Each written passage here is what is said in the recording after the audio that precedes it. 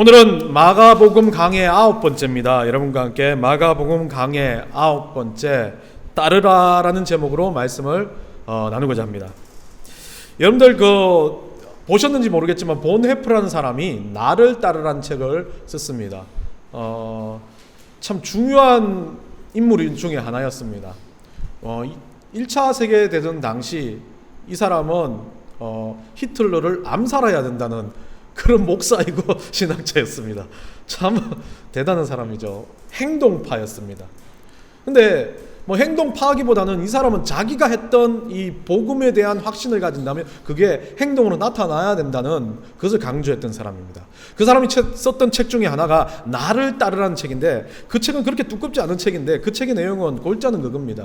그때 그 시절에 당시에 있는 모든 사람들이 복음을 가지고 있는 모든 사람들이 어떤 행동을 하냐면 예수 그리스도의 복음을 값싼 복음, 정말 고귀하고 이 복음이, 이 영생의 복음이 진리라면 엄청나게 귀중한 건데 이걸 가지고 세상과 타협하고 그걸 가지고 그냥 남들과 함께 비교하면서 싸구려 복음으로 전락시킨다는 이야기를 하고 있습니다. 결국 우리는 인생을 살아가면서 그리스도인이라 그러면 내가 가지고 있는 이 복음, 내가 가지고 있는 이 진리를 위해서 얼마나 충실하게 따르냐라는 의미를 이야기하는 내용입니다. 따른다는 건 참 어렵습니다. 다른 어떤 진리를 따른다는 건 타협하지 않는 의미를 이야기합니다. 그러다 보니까 이 따른다는 의미는 어떤 것을 쫓아간다, 어떤 것에 끌려간다는 의미와는 다른 이야기입니다. 따른다는 건 온전하게 내가 어떤 것에 대해서 모든 걸 걸고 따르냐라는 이야기를 하는 겁니다. 오늘 보면은 누군가가 예수 그리스도를 따른다는 이야기를 하고 있고, 그 따름에 의한 영향력을 이야기하고 있고, 그 따름에 반대되는 자들에 대한 이야기, 세 명의 이야기를 하고 있습니다. 근데 오늘 본문에 들어가기 전에 따른다는 것을 제가 어릴 때 느꼈던 적이 있습니다. 어쩌면 진짜 따를 수 있는가라는 겁니다. 저는 초등학교 다닐 때 우리 어머니 손에 끌려, 초등학교 7살 때 어머니 손에 끌려 유치원을 갔습니다. 성모 유치원 이라는 곳을 갔습니다. 성모, 그때는 천주교 가는 유치원이었는데요. 가보니까 그렇게 마음에 들지가 않아요. 그래서 이틀 만에 담을 넘어서 도망을 왔어요, 집에. 어머니가 평소 같으면 엄청 뭐라 그럴 텐데 뭐라 그러지 않더라고요. 교육력이 높으신 사람인데 뭐라 그러지 않더라고요. 그 다음은 우리가 그때 불교 집안이었거든요. 그러다 보니까 그 다음은 데리고 가는 곳이 이제 기독교 유치원, 거창 유치원이라는 것을 갔습니다. 그 교회 옆에 있는 큰 유치원이었는데요. 거기에 가가지고 또 어머니 손에 끌려가지고 질질 도살장에 끌려가는 소처럼 끌려갔는데, 여기에 끌려가가지고는 어머니가 이제 두 번째니까 용서하지 않을 거란 생각에 한 3일을 버텼습니다. 3일을 버티고 나서 첫 번째 제가 3일인가 일주일 동안 제 짝지가, 여자 짝지가 앙칼진 짝지였긴 했지만 좀 예쁜 옷도 입고 드레스도 입고 그랬던 여학생인데 일주일이 지나고 나서 짝지가 바뀌었어요. 목사가 그러면 안 되는데 소위 코가 막 그러는 찔찔이 짝지였어요. 저도 코가 그러지만 사람이 자기 눈의 안경이라고, 이게 보면 나는 안 그런 것처럼 생각하고 너무 짝지가 싫은 거예요. 그리고 그 어린이 유치원에 가면 그러잖아요. 짝지하고 떨어지지 말라고 짝지하고 손잡고 다니라 그러잖아요. 너무 싫어가지고 이 손가락 끝으로 이렇게 잡고 다니다가 결국은 담을 넘어서 집으로 왔어요. 4일 만에 집으로 왔고 한 2주 만에 유치원 두 곳을 제가 자퇴를 한 거죠. 그러니까 안 돼서 결국은 초등학교를 7살에 가게 됐습니다. 그렇다고 제가 초등학교 7살을 간 게 아닌 초등학교를 다시 8살에 재수를 했는데요. 초등학교를 7살에 갔는데 7살에 초등학교를 가니까 어떻습니까? 초등학교를 들어가니까 이 유치원하고는 다른 세상이에요. 짝지라는 개념도 없고 네가 네 행동 네가 알아서 하라는 겁니다. 그러다 보니까 저는 수업에 들어가도 재미없고 하니까 그냥 수도가에서 앉아서 놀았어요. 수업 안 들어가고. 그런데 제가 7살에 들어온 것도 알고, 그때는 이제 우리 고모가 그 초등학교 선생님이었기 때문에 다 봐준 거죠. 묵인한 겁니다. 수도가에서 날마다 물장난을 하고 놀고, 종치면 들어가서 친구들하고 좀 놀고 또 나와가지고 수업하면 나와가지고 또 수도가에 놀고 교내를 방학하고 그랬는데 어느 날 체육 스님한테 걸렸어요. 호되게 뭐라 그러더라고요. 그래도 고집 피우면서 안 들어갔어요, 수도가에서. 그렇게 버텼는데 한 일주일을 버텼을 때 지금도 그 선생님 이름이 기억합니다. 우리 담임 선생님이었는데요. 송영희 선생님이었었습니다. 정말 막 늘씬하고 키도 크고, 특히 제가 너무 기억에 남는 건 머리를 안 자르시는가 봐요. 머리를 묶었는데 머리를 풀면 다리 끝까지 발끝까지 가는 거야. 제가 기억하는 그 선생님. 그러니까 지금 와서 생각하면 그 선생님은 상당히 고집스러운 선생님일 수 있어요. 그런데 그 시절에는 너무 예쁜 선생님이었었어요. 근데 우리 담임 선생님이었고요. 그 담임 선생님이 와서 다른 사람은 다 들어가, 너 와! 뭐 이런 이야기를 하는데 저한테 승훈아, 수업 들어오고 싶으면 언제든지 들어와, 놀다가 들어와, 그러면서 들어가는 거예요. 매일 그렇게 한 3일 정도는 저한테 와서 그렇게 이야기하더라고요. 일주일 정도 이야기하고 그 다음 주에 월요일이 됐는데 선생님이 안 오시는 거예요. 선생님 저한테 와야 되는데 안 오시는 거예요. 그래서 저도 수도가에 앉아 있다가 막 계속 앉아 있다가 고민이 돼서 들어갈까 말까 고민이 돼서 들어갔는데, 이제 종을 치고 애들이 다 모여가지고 수업을 하고 있는 중에 제가 문을 열고 들어갔어요. 국어 시간에. 그래서 선생님이 얼마나 반겨주시든지 얼마나 기쁘게 수업에 참여를 하게 됐고, 그때부터 계속 저는 당연한 듯 수업을 했던 기억이 납니다. 그러다가 여름방학이 끝나고 또 학교를 안 갔죠. 그래서 다시 재수를 해서 8살 학교를 들어갔고, 8살부터는 우리 어머니가 하는 말이 그랬어요. 이제는 돌아오면 너 죽고 나 죽자. 그래서 그때부터는 계속 학교를 다녔습니다. 근데 제가 그때 따른다는 의미를 알게 됐던 겁니다. 강압적인 것도 어떤 것도 아니었어요. 누군가를 따를 때, 내가 따른다는 의미가 들 때는 그 사람을 향해서 내가 신뢰를 가지고 그 사람이 내가 가지고 있는 의지의 용기를 부어 넣어줬을 때 따를 수 있다는 것을 저는 깨달았던 겁니다. 여러분은 어떻습니까? 인생에 많은 일들이 있습니다. 여러분들은 따라가십니까? 아니면 끌려가십니까? 아니면 마지못해 그냥 따라가는 것처럼 행동하십니까? 사람들은 그렇습니다. 자기가 원하고 있지만 그것을 따라간다고 생각하지 않습니다. 끌려가는 것처럼 가고 있습니다. 자기가 그것에 대해서 원하지 않지만 따라가는 것처럼 속이고 살아갑니다. 오늘 본문에서 우리는 따른다는 이야기를 배워야 될 것 같습니다.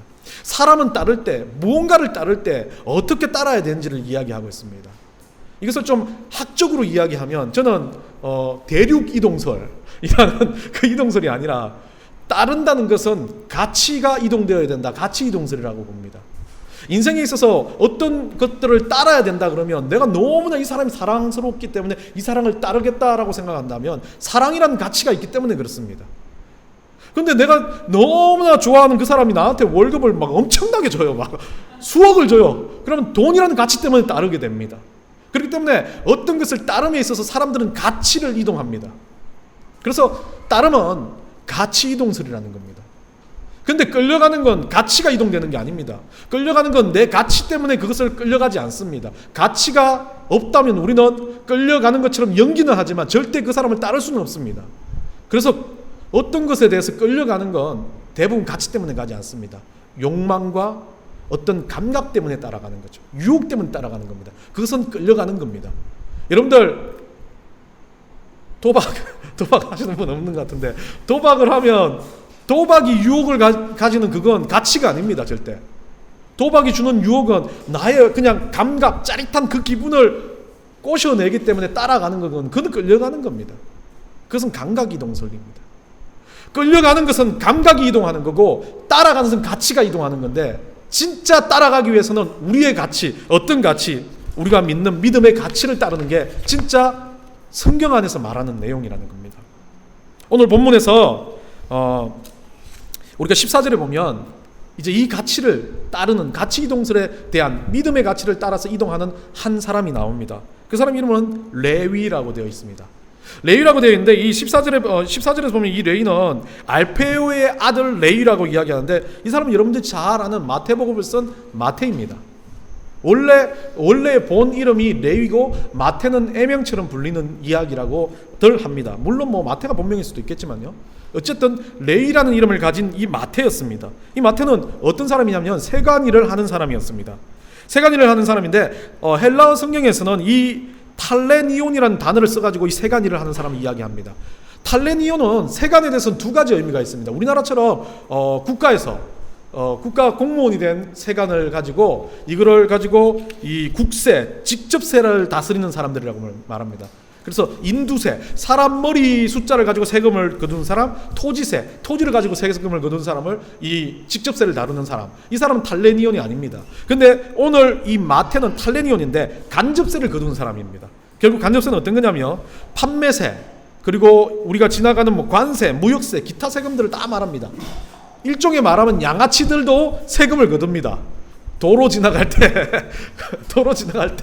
너 돈 내라 하는 그 양아치들과 똑같은 세금을 거둔, 그때는 세금을 거둬도 상관없다는 거죠. 간접세가 물건을 팔 때 이 물건에 대한 세금을 거두되, 네가 마음대로 거두되 국가에다가 세금을 어느 정도 내면 된다는 겁니다. 결국 이 사람들은 지방 관료도 아닙니다. 따지고 보면 지방에 인정된 관료이겠지만, 지방의 어떤 행정을 돌리는 사람이겠지만, 가장 지독한 고리대금업자와 같은 느낌의 역할을 맡은 거죠. 그러다 보니까 이 사람들은 세금을 거둘 때 뭐 폭력도 쓰기도 하고 여러 가지 권력도 만들어냅니다. 근데 국가는 어디에 속해 있습니까? 로마의 권력이기 때문에 로마에 돈 내는 것보다는 이 간접세 내는 것을 사람들이 좋아했을 거라고 생각하지만 그러지 않습니다. 로마는 그 자치를 다 인정해줬죠. 그러다 보니까 예루살렘 자치 통치를 인정해 주다 보니까 이 국가가 내는 직접세 또한 진짜 예루살렘을 위해서 쓰이는 겁니다. 그러면 간접세는 어떤 거예요? 정말 평민들의 고열을 착취해가지고 국가에 상납하는 사람들밖에 되진 않는 거죠. 일종의 보면 일수업자보다 더 심각한 사람들이었던 것 같아요. 그러다 보니까 이 세금을 거두는 세리라 그러면 우리가 뭐래요? 성경에서 세리들은 죄인이다라고 그렇게 평가할 정도로, 그리고 돈밖에 모르는 사람이라고 평가할 정도로 이 상당히 지독한 사람들 중에 하나입니다. 근데 성경에 나오는 세리들은 그렇게 지독해 보이지 않습니다. 제가 보기에는 저같이 땅따라고 힘없어 보이는 삭개오도 나오고 이 마태라는 인물도 나오는 것처럼 보면 우리가 보는 것처럼 악랄하게 막 조직폭력집회처럼 이 문신을 가르고 막 돈 내나 이런 스타일이 아닌 것 같아요. 그러면 이 사람들이 어떻게 착취를 했겠습니까? 이 사람들이 착취를 한 방법은 돈으로 돈을 착취한 겁니다. 결국 세금이라는 개념을 가지고 이 사람들이 어떤 것에 대해서 어떻게 했는지 모르겠지만 오늘날 우리가 하는 금융업과 같이 사람들을 착취했던 느낌이 듭니다. 돈 때문에 돈에 얽매이게 만든 사람이에요. 이 사람들의 가치는 뭐겠습니까? 돈입니다. 이 사람들의 가장 중심적인 가치는 돈밖에 되지 않았어요. 그러다 보니까 이 사람들은 어떤 가치의 중심에 돈을 두기 때문에 사람을 움직이는 것도 돈이라 생각합니다. 마태란 세리한테 돈이 있기 때문에 사람들이 따라왔을 겁니다. 그러면 그 사람들을 움직입니다. 이 사람은 뭘로요? 돈으로요. 결국 이 마태라는 사람은 어떤 사람인지 잘 모르겠지만 세리라고 평가받았고 간접세를 받는 사람을 평가받았다면 이 사람은 분명 돈에 대해서 너무 잘 아는 사람입니다. 돈의 가치에 빠져 사는 사람입니다. 이자 조금 안 내면 그 사람한테 폭리를 취하는 사람일 수도 있습니다. 세금에 대해서 잘못 내면 폭력배를 불러서 그 사람들을 집을 깡그리 때려 부수는 사람일 수도 있습니다. 그렇게 세금을 거뒀는지도 모르는 사람입니다. 그런데 이 마태는 독특한 행동을 합니다. 오늘 예수님이 이 마태에게 다른 어떤 말도 하지 않습니다. 단순하게 예수님이 다가와서 한 한마디 말이 오늘 14절에 적혀 있습니다. 나를 따르라.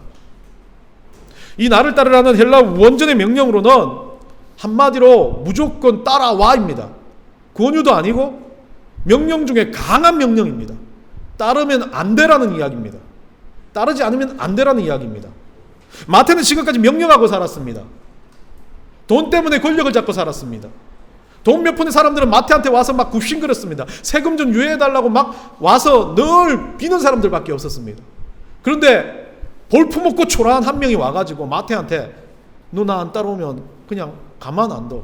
무조건 따라야 돼 라고 이야기합니다. 그럼 마태의 행동은 어땠겠습니까? 저 같아도 모든 게 다 있고 뭐가 다 있는데 갑자기 누군가 나타나가지고 갈래비처럼 저렇게 쫓겨난 아이가 나타나가지고 따라와 임마 그렇게 이야기하면 어휴 확구만 내가 뭐 네가 뭐 너 따우가 뭐 이렇게 생각이 될 건데 마태의 반응이 너무 이상합니다. 마태의 반응은 이유 어떤 것을 따르지 않고 그냥 세관 자리에서 세금을 받고 있던 그 상 앞에서 일어나서 따른다 그럽니다. 한마디로 뭡니까? 직장을 버린 겁니다. 너무나 탄탄한 직장이었습니다. 돈이 막 계속해서 나오는 직장이었고 편안하게 살 수 있는 자리였습니다.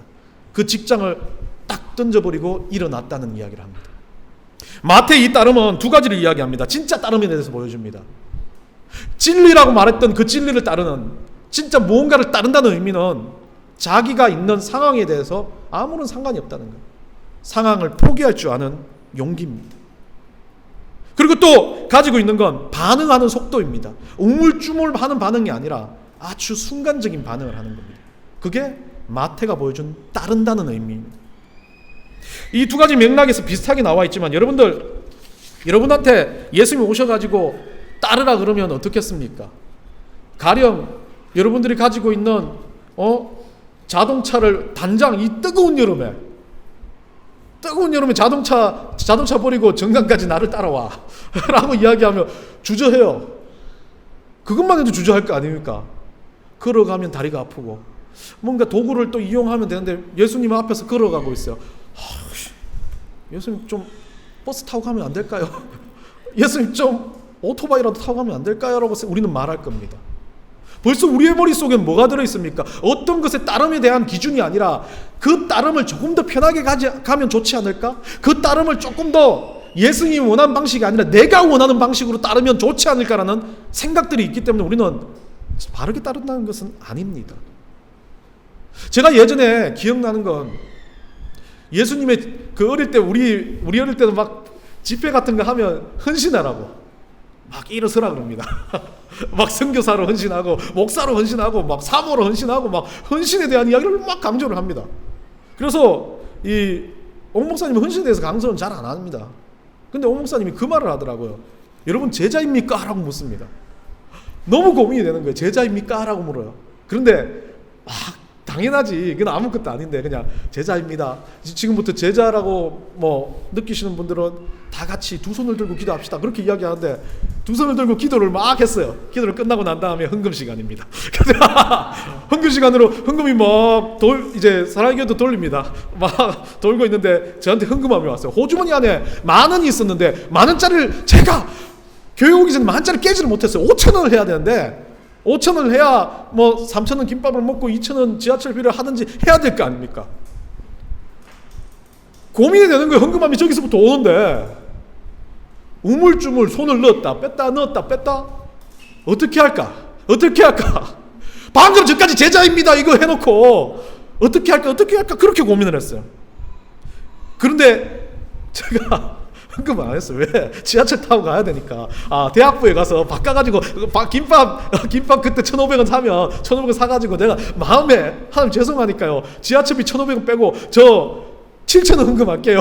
그런 마음으로 그때 이거 헌금하지 않고 막 헌금을 끝내고 난 다음에 기도를 하는데 목사님이 앞에서 기도를 하는데 질타를 하는 거예요. 뭐라고 말하면요. 왜 주저하냐고. 헌금에 대해서 이야기하지 않으시면서 제자이길 왜 주저하냐고. 근데 저는 헌금에 주저했잖아요. 헌금에 대해서 이야기하지 않았어요. 왜 제자이기를 주저하냐고. 오늘 여러분들이 나가면서 제자가 되기 위해서 마음으로 헌신했다면 나가면서부터 바뀌어야 되는데 왜 지금부터 주저하냐고. 나가면서 옥 목사님 마지막 기도를 하면서 나가면서 진짜 제자로 살아라는 이야기를 하는데 마음이 빡 꽂히는 게 저는 벌써 주저가 아니라 포기를 하면서 이 돈 10,000원짜리 찢지를 못하니까 바꾸지를 못했으니까 그렇게 생각했던 거죠. 대학부에 와서 얼마나 울었는지 몰라요. 얼마나 내가 초라해 보였는지 모릅니다. 내가 헌신해서 그 마음을 드릴 때 돈을 바꾸어 놓지 않았으면 분명히 10,000원 드리고 올라가서 후배들한테 돈 빌리면 되잖아요. 그것도 생각 못할 줄로 바보가 아니에요. 계산하고 있었다는 겁니다. 내 있는 10,000원 안에서 쓰기 위해서 하나님 앞에 드려야 되는 것에 대한 마음은 있지만 이게 하나님 거라는 마음은 있지만 하나님에 대해서 나는 벌써 구분했다는 거죠. 물론 헌금으로 돼서 그런 건 아니지만 작은 겁니다. 마음 자세라는 겁니다. 제 마음 자세가 그랬다는 겁니다.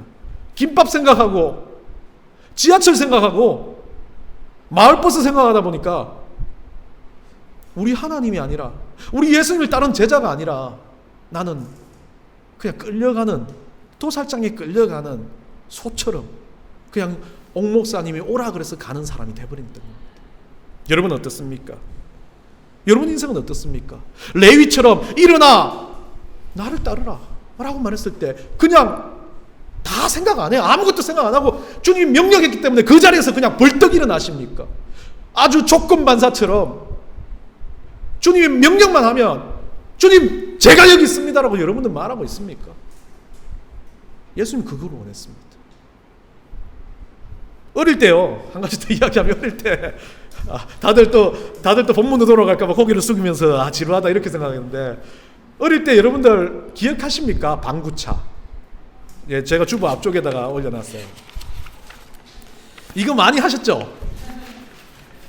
저는 어릴 때 막 이거 소리만 들리면 막 밥 먹다가 숟가락 던지고 나가가지고 막 그거 있잖아. 그거 막 나는 자유로운 인간처럼 그 냄새를 맡으면서 막 맨 앞에 그것도 연기 팍팍 나오는데 거기서 안 떨어지려고 막 한 40분, 한 시간 마라톤을 하고 막 땀을 뿌질뿌질 흘리면서 옆에 누가 있는지도 몰라요. 막 열심히 뛰다 보면 옆에 옆집 형님이 있어. 형님 어쩐 일이야? 그러면서 같이 뛰는 거죠.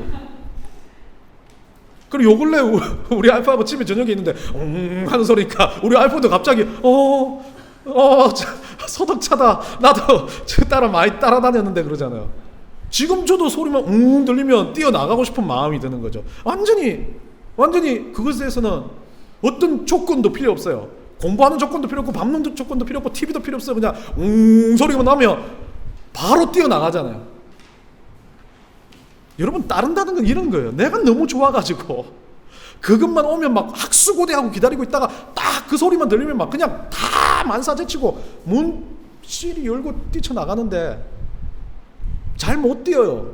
여러분들 마라톤 막 하라 그러면 1시간 그렇게 뛸 수 있습니까? 근데 미친 애처럼 그걸 1시간 뛰더라고. 제가 집에 오면 막 기진맥진을 해요. 그런데도 그 다음날 그게 힘들다는 생각이 안 들어요. 그 다음날 또 하면 또 뭐 확 열고 나가가지고 막 이거 하는 거예요. 여러분, 따른다는 이런 겁니다. 자기가 가지고 있는 막 진짜 불타는 심정이라서 그것을 기다리고 있는 거예요. 그 소리에만 민감한 거예요. 그래서 소리만 나면 문 열고 막 나가는 거예요. 요즘 애들 막 게임에서 나는 오버워치의 총소리만 들려도 막 온갖 주변을 바라보면서 오자만 들려도 좋아하는 것처럼, 따른다는 건 우리 예수님이 예자만 들려도, 제자라는 제자만 들려도, 복음이라는 복자만 들려도, 성령이라는 성자만 들려도 막 그거에 민감했고 어디 뭐라고 따라 나갈 준비가 되어 있는 게 따른다는 겁니다.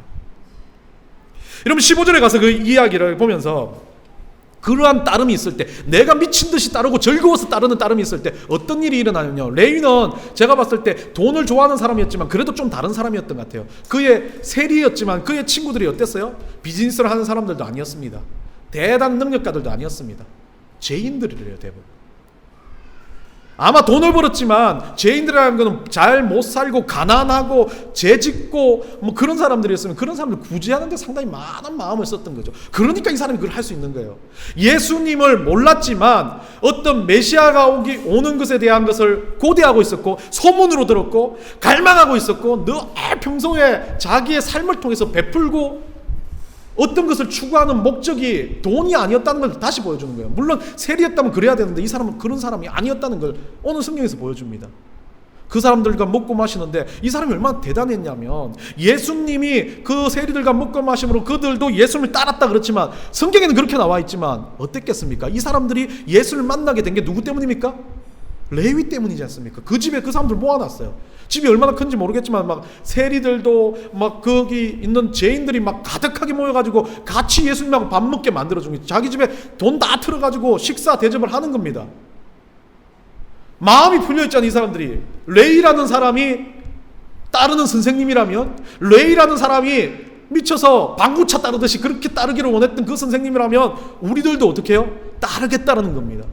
그래서 오늘 본문에 뭐라고 되어 있습니까? 오늘 본문 15절에 보시면 그러한 사람들이 많이 있었대요. 그 사람들이 모두 어떻게 해요? 예수를 따르미르라. 레위라는 한 사람 때문에, 그 사람이 가지고 있는 열정의 따름 때문에 진짜 진리를 향해 따르는 따름은 어떤 역사가 일어나요? 주변의 사람들이 그 따름에 미쳐버린다는 겁니다. 그 따름 가운데 들어온다는 겁니다. 돈 잘 버는 따름, 공부 잘하는 따름에 우리는 따라가기도 합니다. 그런데 그거에 대해서 미쳐 따르진 않습니다. 목적을 달성하면 끝내버리는 겁니다. 그런데 진리를 향한 따름은 다릅니다. 이들이 어떻게 해요? 똑같이 목숨을 걸고 따르고 그들이 가는 곳마다 또 따르는 사람들이 나타나는 겁니다. 진짜 따르는 사람에게는 기적이 일어나는데 전염병과 같은 역사가 일어난다는 겁니다. 진짜 다른 사람한테는 그 열정 가운데 보고 따르고자 하는 사람들이 미쳐서 그 사람들과 함께 따르기를 갈망한다는 겁니다. 오늘 우리 넥스트 교회가 예수 그리스도를 따라간다면 우리 넥스트 교회를 보는 사람들도 와, 저 교회가 따르는 것처럼 나도 따르고 싶다는 역사가 일어나야 된다는 겁니다. 그 따름은 단순하게 여기서 머물러 있지 않다라고 말하는 겁니다. 16절에 가서 이제 그 따름과 다른 따름의 종류들이 나옵니다. 바리새인과 서기관들인데요. 이 사람들은 어떤 따름을 따릅니까? 따름이 아니라 쫓음을 가지고 살아왔습니다. 바리새인이라고 말하는 이 바리새인은 원래 분리라는 뜻인데 히브리어 파라시라는 단어에서 나왔습니다. 그래서 분리주의자를 바리새인이라고 말합니다.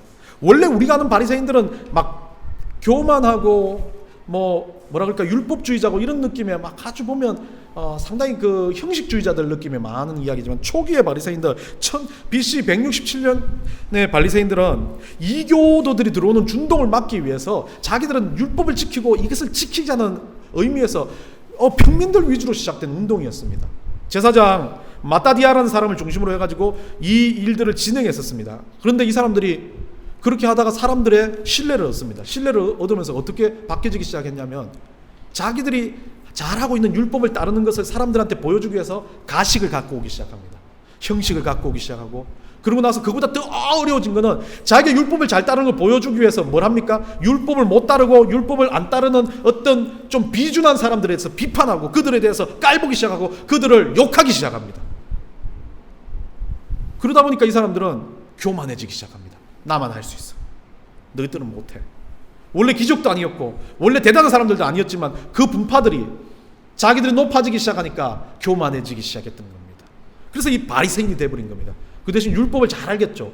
누구보다 율법을 잘 해석하는 사람들 위주로 많이 모였을 겁니다. 그러다 보니까 이 사람들은 율법에 얽매여가지고 어떻습니까? 기준의 틀이 사라진 게 아니라 기준의 틀을 너무 강화하기 위해서 뭐를 집어였어? 자기들의 욕심과 의지를 그 안에서 집어넣어요.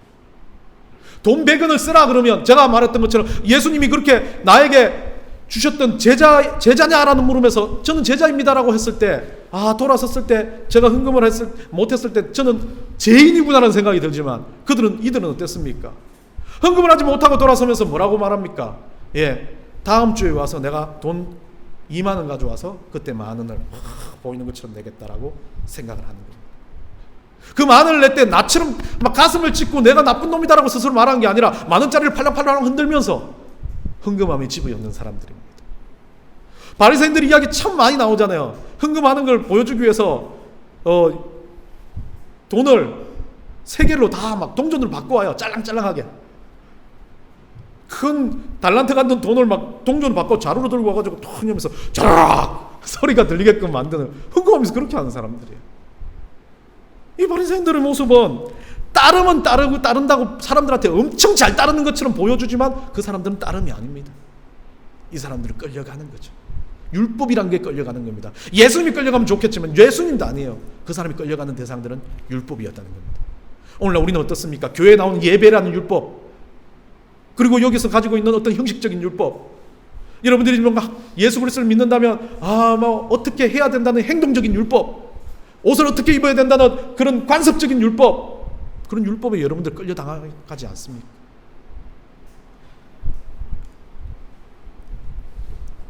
시간이 너무 많이 가서 마지막 이야기를 하고 마치겠습니다. 너무 빨리 가네요. 갈레비하고 한번 바닷가를 한번 갔습니다. 그때 어릴 때니까 낚시를 그렇게 하고 싶대요. 막 낚시를 하고 싶어서 막 안달이 났습니다. 그래서 제가 아무것도 못해주니까 낚시를 하니까 거기에 바닷가에 아무것도 없는 나무 꼬챙이에다가 줄만 묶어갖고 낚싯대다 그러니까 고기는 안 잡히는데 그거를 바다에 던지면서 하라라라라 좋다고 막 계속 하겠다는 거예요. 좋아가지고 너무 좋아가지고 막 집에 가자 그래도 계속 미끼도 없는 낚싯대를 막 던지면서 좋다 그래요. 누가 보면 조금 이상한 것 같지만 전 여기에서 은혜를 받았어요. 내가 좋아하면 누가 봐도 미끼 없는 그 낚싯대 의미 없지만 고기를 잡는다는 그 의미가 없어도 이 낚시 자체가 즐거운 거 아닙니까? 내가 무언가를 던진다는 그 즐거움, 내가 이걸 낚시를 하고 있다는 그 의미의 즐거움이 있는 겁니다. 거기에서 돈이 안 나오고 거기에서 고기가 안 나오고 거기에 역사가 안 나오고 거기에 기적이 나온다 하지 않을지라도 나는 예수 그리스도를 믿는다는 이것 때문에 기뻐한다는 거 아닙니까? 여러분, 그래요. 우리 가운데 우리 삶이 대단해지고 능력이 나타나고 교회가 부흥하고 우리 아카데미가 막 수천 명이 몰려온다, 이거가 중요한 게 아니라는 겁니다.